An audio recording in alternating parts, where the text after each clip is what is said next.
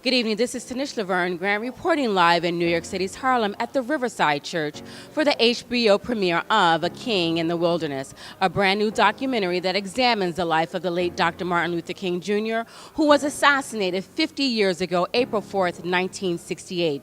Dr. Martin Luther King Jr. is one of the greatest civil rights leaders of our time, and like Nelson Mandela and Mahatma Gandhi, there will never be another king. Three. Civil rights, King, roll 20, sound 36. Martin Luther King Jr. was a human being and he was imperfect. He was conflicted, but his love was unchallengeable.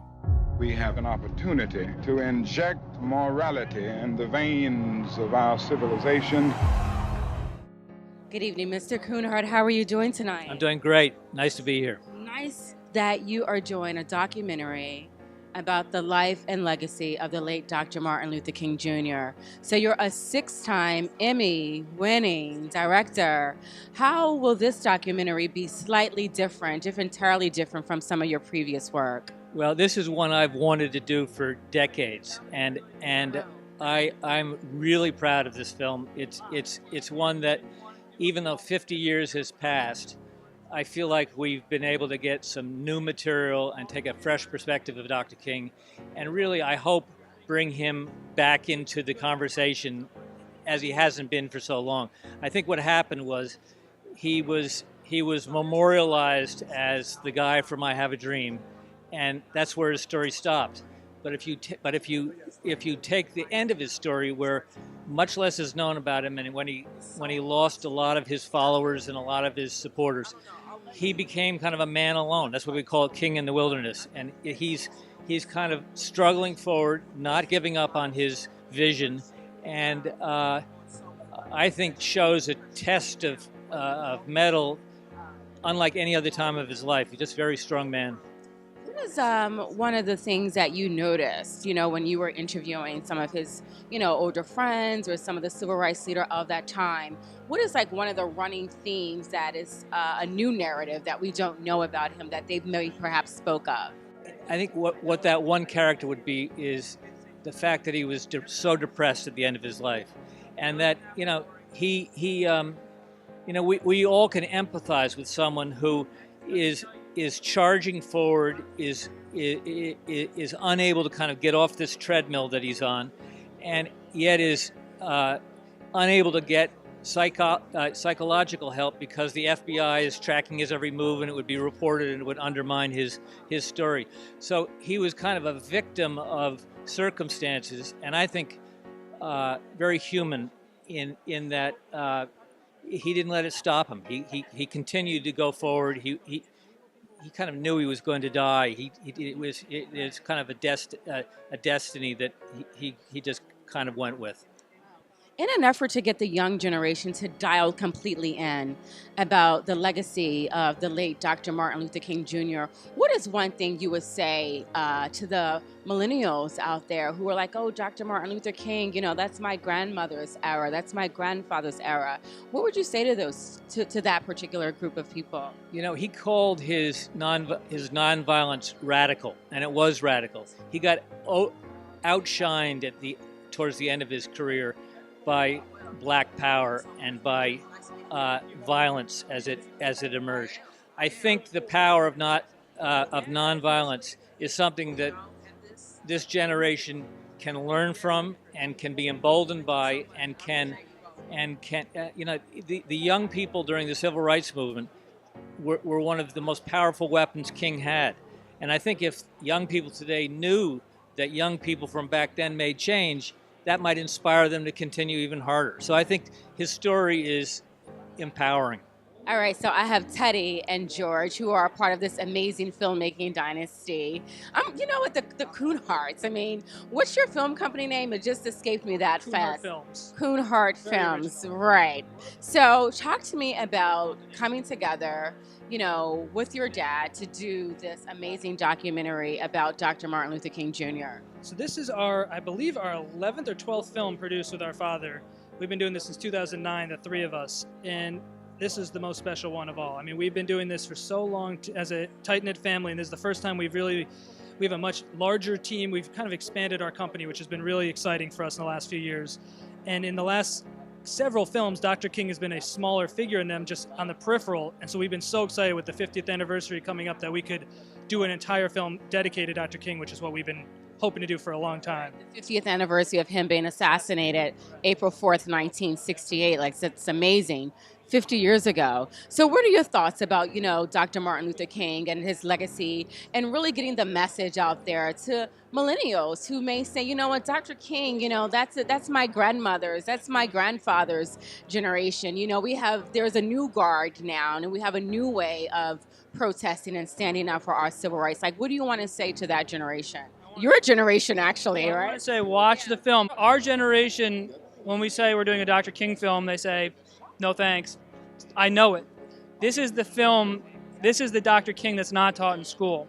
This is a human being that suffered. This is a human being that was as alive as me and you.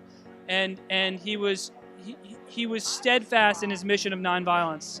And so when you say what would millennials do today, the best message that they can learn from Dr. King is don't get violent, vote. And when Dr. King was, badgered by Stokely to pick up a gun, he didn't. When the Panthers tried to get him to pick up a gun, he wouldn't. Everyone wanted him to change his course of nonviolence because he was the Uncle Tom, and he said, no, I'm going to be nonviolent. And to me, that was amazing because I didn't realize how much external pressure he had within the community to change his ways. Now, in the editing process and, going over the film, looking at the dailies, what's like one thing that blew your mind back when you're doing the interview process with some of his friends and his cohorts who were there with him in the foxhole? Yeah. One of my favorite, this is a very random little tidbit, and this didn't make it into the film, but this always stuck out.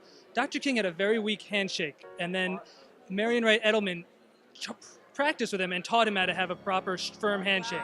That's the kind of little nitty-gritty, interesting, quirky detail that when we interviewed these 21 confidants and witnesses, and 19 of them made into the film, we learned all these interesting things. I mean, it's just, he was a human being, he was a man, and he had such a crappy car that they had to drive it in reverse, a full block, with the windshield wipers on, before he could pop it into first gear and go forward.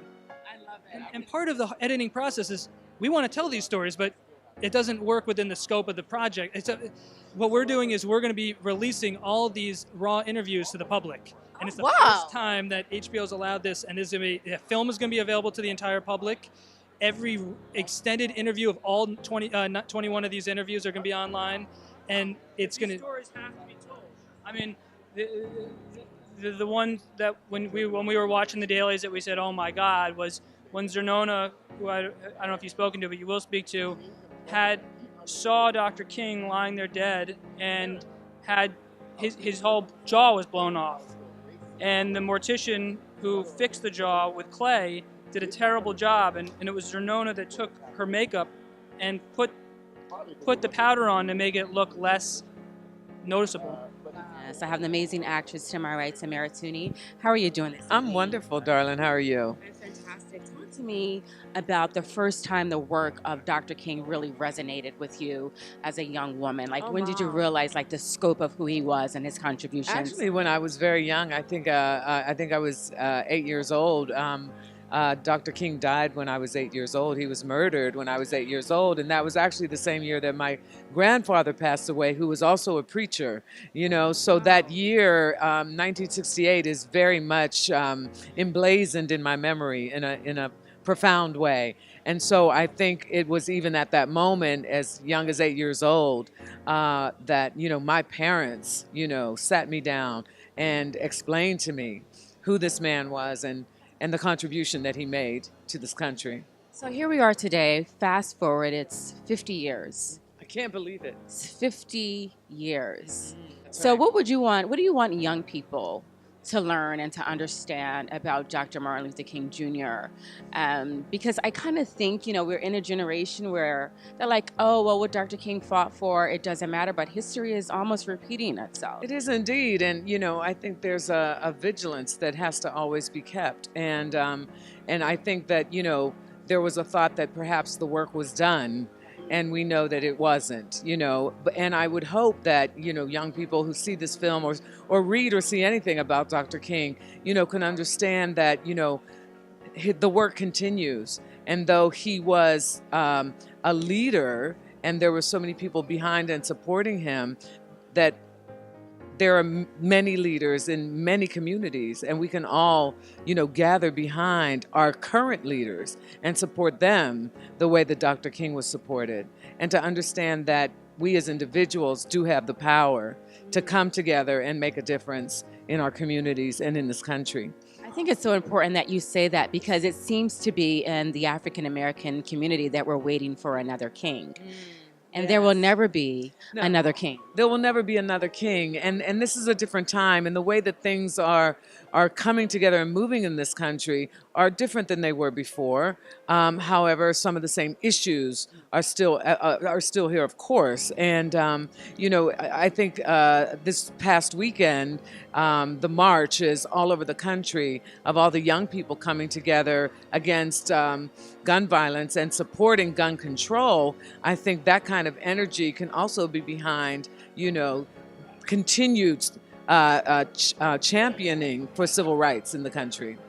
How are you this evening, Mr. I'm Charles good. Wells? I'm good. So you're moderating the panel tonight Yes. for this HBO premiere of A King in the Wilderness. Talk to me about when you became aware as a young man the scope of Dr. Martin Luther King and the contributions that he made to our culture. So I grew up as like a King geek. Okay. Like I had the T-shirt, I had the poster on the wall. I was wow. like the way other kids look up to athletes and rock stars. Like I was a King geek. King geek. Yes. I love that. Yes. So it was from a very young age. Wow. So we live in a culture now where everything is just it's fast, and there's the hashtag movement, and then the hashtag goes away. How do we safely maintain and safeguard the legacy of, our civil rights leader like Dr. Martin Luther King Jr.? One part of it is to demystify it, and also to realize that true activism and true activists, you are in it for the long haul. And when you think about a life like that, and people realize that King may have been speaking like 400 times a year, and he wasn't trying to get rich off of it, and he wasn't part of our kind of attention economy. He wasn't trying to get likes on Facebook. He was literally in it to do the work. There were many occasions where he could have made a ton of money, and he didn't do it.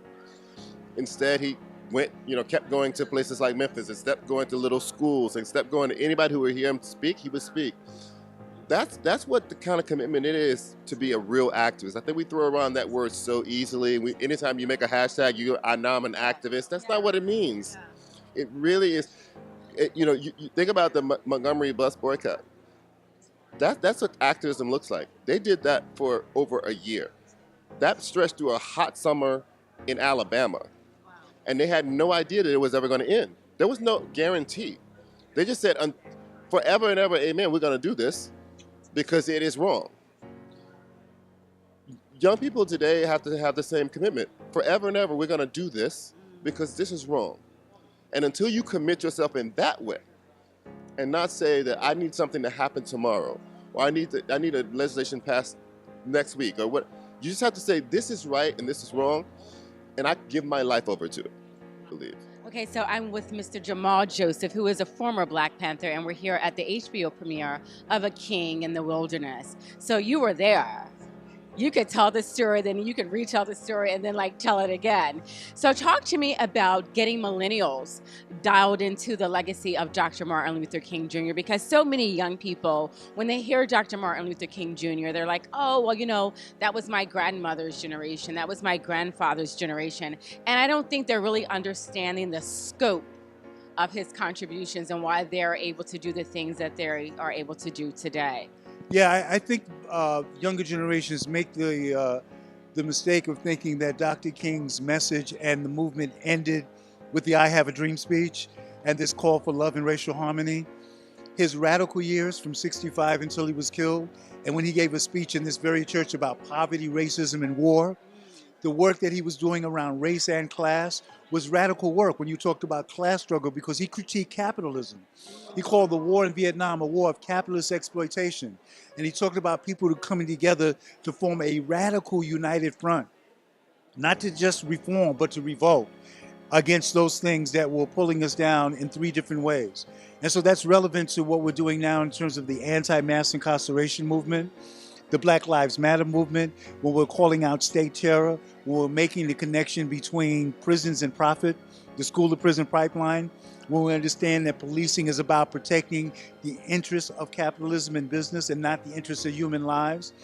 That conversation is so powerful and relevant, and for people to understand that how close Dr. King's thinking had aligned with what Malcolm X was also saying at the time of his death, what the Black Panther Party was saying with all power to the people, that we need a united front that is based on class and race and all of these issues in order to have true social justice. Wow. So with this film, A King in the Wilderness, what are you hoping that the takeaway will be? Well, that people understand ideologically how relevant and revolutionary Dr. King was, and that they understood that he continued to fight for us despite his pain, despite what was going on in his life, despite the sense of his own pending death, his impending death, that he continued to get up in the moment and fight with every ounce of energy and breath in his body for liberation.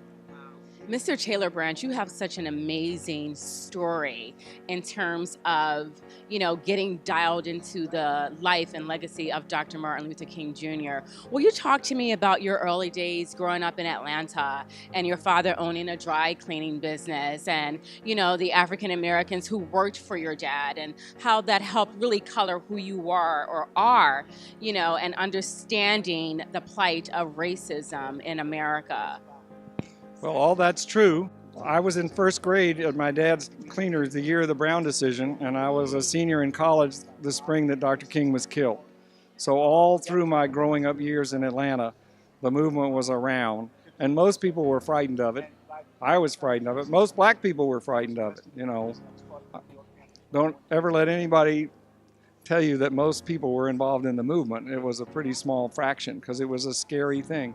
But it went so deep into, even for me, music. I wanted to know, why is it that all my white friends who were hard on black people would sneak out to hear Ray Charles or Jackie Wilson? They'd even go into nightclub. So it raised all these questions. Where's this coming from? How can the races, how can it dominate our politics so much? And people in Atlanta pretend that they're on top of the race issue when a teenager can see that they're scared to death of it. What do you want the takeaway to be for this new documentary, A King in the Wilderness? That King was wrestling with all the problems that are most plaguing this society now, being stuck in long wars in poor countries and racial division in the cities that people that pops up and people pretend is otherwise not there, and in economic dislocations that penalize people, and that race is at the heart of it, and that he was struggling with these same things in a very, very profound way. And so I see his example as being about the future, not about what people are trying to make him is about irrelevant issues from the past, about where people sat on the bus. And I see him as about, can we recover our commitment to democratic and spiritual ideals, which is what the power that he harvested. Thank you so much for your time. Thank you. Tanisha Laverne Grant, blackinamerica.com.